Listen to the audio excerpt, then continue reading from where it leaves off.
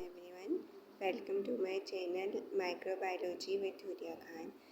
इसके पहले वाले पार्ट में थोड़े लाइट इश्यूज़ की वजह से मैंने आपको यहाँ पर ये इनकम्प्लीट जो है अपनी वीडियो छोड़ दी थी, लेकिन मैं आपको यहाँ पर दोबारा से जो है ट्रिप्टोफैन बताऊँगी, ट्रिप्टोफैन एपोरॉन। तो यहाँ पर टीआरपी ऑपेरॉन है, जिसके बारे में मैंने एक लिटिल इंट्रोडक्शन दिया था अपने फर्स्ट वीडियो में, लेकिन इसमें मैं आपको पूरे डिटेल में बता दूंगी कि ट्रिप्टोफैन ऑपेरॉन होता क्या है और इसकी कौन कौन सी कंडीशंस होती है जिसमें ये वर्क करता है। तो यहाँ पर जो है मैंने एक बुक ली है। ये बुक जो है बहुत अच्छी बुक है, माइक्रोबियल जेनेटिक्स की बुक है जो रॉबर्ट टैनम की है। और मैं आपको इसका फ्रंट पेज भी दिखा देती हूँ, अगर आप चाहें ये पढ़ना तो ये बहुत ज़्यादा हेल्पफुल है आप लोगों के लिए, और जो माइक्रोबायोलॉजी के स्टूडेंट्स हैं तो उनके लिए बहुत ही ज़्यादा हेल्पफुल बुक है। इसका मैंने आपको फ्रंट पेज दिखा दिया है, प्रिंसिपल ऑफ जेनेटिक्स। ये मेरे पास 4th एडिशन है, लेकिन इसके और भी एडिशंस आ चुके हैं। तो रॉबर्ट एच टैमरन ये जो है ऑथर का नाम है जिसने इस बुक को लिखा है। तो इस बुक में से मैंने ये जो है समराइज़ किया है, और बहुत ज़्यादा कुछ जगह नेट से भी मैंने इसको सर्च करके अपना एक लेक्चर तैयार किया है। तो कहने का मकसद ये है कि सिर्फ आप लोगों के लिए मैंने इतने सारी जो है जगहों से लेकर इसको समराइज़ किया है एक बहुत ही अच्छी वे में डायग्राम वगैरह बनाकर। तो यहाँ पर आप देख सकते हैं कि मैंने फर्स्ट में आपको लर्निंग जो ऑब्जेक्ट्स थे उसमें मैंने आपको बता दिया था कि ऑपेरॉन क्या आता है, और उसमें प्रोकार्योटिक और एरोकार्योटिक के दोनों के ऑपेरॉन में डिफरेंस क्या होता है ये भी मैं आपको बता चुकी हूँ। और ट्रिप्टोफैन ऑपेरॉन और लैक ऑपेरॉन, इन दोनों में मैं आपको डिफरेंस बता देती हूँ।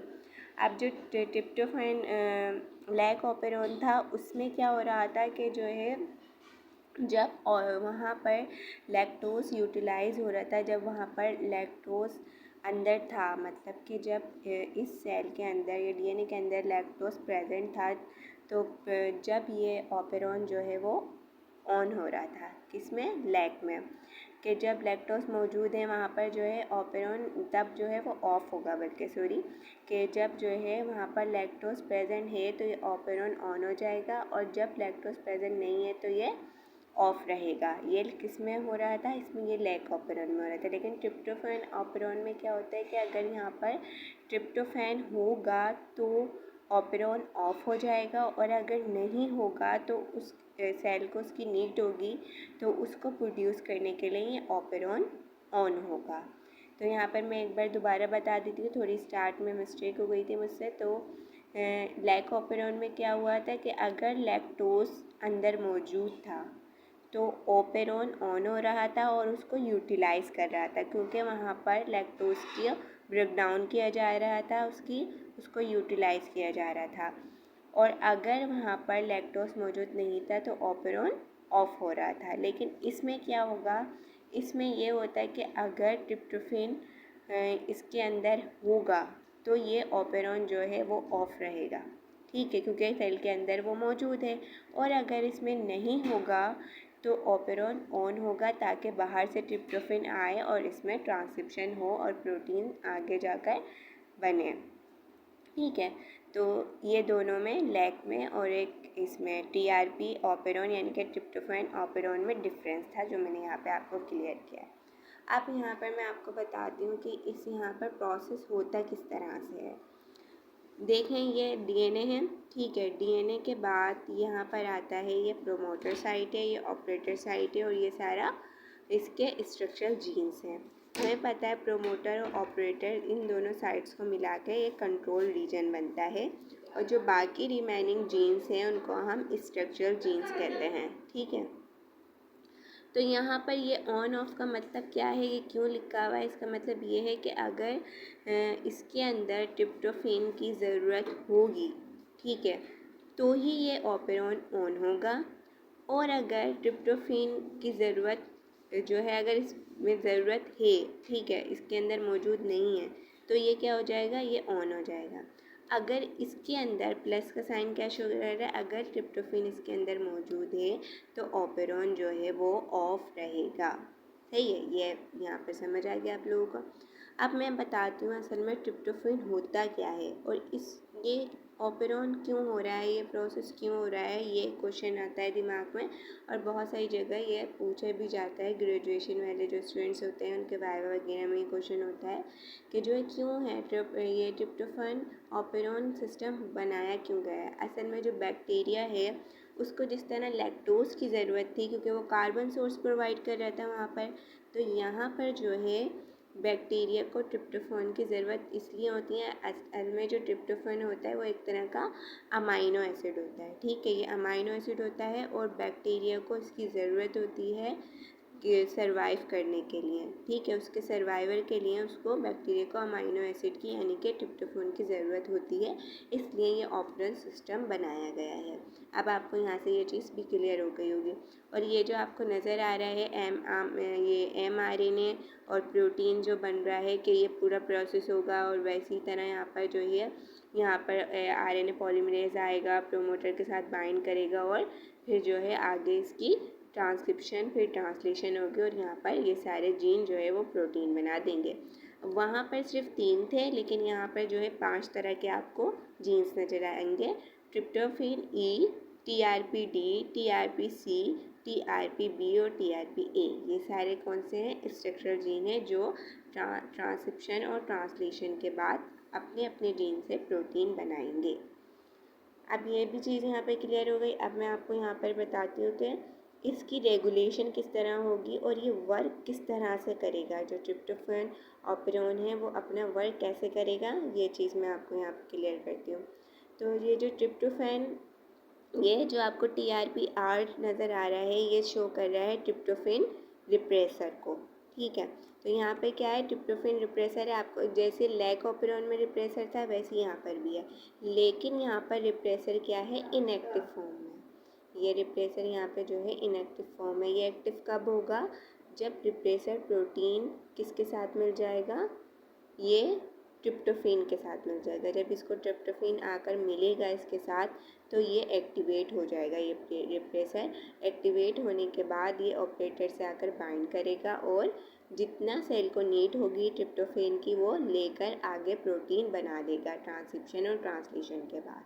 ठीक है, तो ये तब बात हो रही है जब जो है ट्रिप्टोफैन प्रेजेंट है। जब ट्रिप्टोफैन इसके अंदर है तो क्या होगा, when tryptophan is present, the TRP repressor binds the operator and RNA synthesis is blocked। अब RNA की जो सिंथेसिस है यहाँ पर वो ब्लॉक्ड हो जाएगी और जो है जो ऑपरेटर साइट है यहाँ पे ये इसके साथ जो रिप्रेसर है ट्रिप्टोफैन वो आके बाइंड कर जाएगा क्योंकि इसके अंदर तो मौजूद है। अब इसको ज़रूरत नहीं है तो ये ऑपेरॉन को ऑन करने की तो नीड ही नहीं है क्योंकि अंदर ऑलरेडी ट्रिप्टोफैन मौजूद है, तो ऑपेरॉन को ऑन करने की ज़रूरत नहीं है।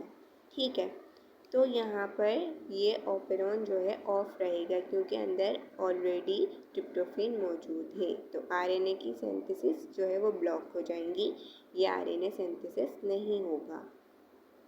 अब हम यहाँ पर आते हैं दूसरी साइड कि अगर ये एब्सेंस में है तो क्या होगा। In the absence of tryptophan, the repressor dissociates from the operator and RNA synthesis proceeds। अब क्या होगा, आप देखें यहाँ पर भी वही चीज़ बता रहे हैं कि जो है यहाँ पर ट्रिप्टोफैन जो है यानी कि TRP रिप्रेसर है, ये इसके साथ ही अपस्ट्रीम साइट पर प्रोमोटर के बाइंड हुआ है। ठीक है, अब ये प्रोमोटर साइट है, ऑपरेटर साइट है और ये वही स्ट्रक्चरल जीन्स आ गए।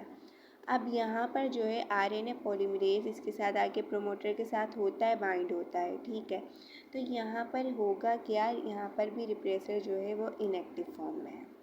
इनएक्टिव फॉर्म में है तो ये ऑपेरॉन ऑन कैसे हो रहा है, बाहर से जब ट्रिप्टोफैन आया, ट्रिप्टोफैन आने के बाद ये रिप्रेसर के साथ मिलेगा और ऑपरेटर में जाके अटैच हो जाएगा। जब ये जैसे ही जाके इसके साथ अटैच होगा तो ये ऑपरेटर जो है वो ऑन होगा। ऑन होने के बाद RNA पॉलीमरेज भी अपना काम करेगा, सिंथेसाइज करवाएगा, ट्रांसक्रिप्शन होगी, ट्रांसलेशन होगी और ऑपेरॉन जो है वो ऑन हो जाएगा इस तरह से। तो ये कब हो रहा है, जब जो है ट्रिप्टोफेन नहीं है, ट्रिप्टोफेन जब नहीं है इसमें, जब इसको बाहर से लाया जा रहा है और ऑपेरॉन को ऑन किया जा रहा है। अब ये चीज़ समझ आ गई आप लोगों को कि अगर होगा तो क्या होगा और अगर नहीं होगा तो क्या होगा। अब जो तीसरी बात आती है वो आती है जो है एटेन्यूएशन ऑफ ट्रिप्टोफेन ऑपेरॉन की। तो यह एटेन्यूएशन ऑफ ट्रिप्टोफेन ऑपेरॉन जो है, टीआरपी ऑपेरॉन जो है, ये क्या सिस्टम होता है। असल में एटेन्यूएशन जो होती है ना, वो होती ही जो है उनके अंदर है, ज़्यादातर प्रोकार्योटिक के ही अंदर ही होती है, प्रोकार्योट के अंदर होती है।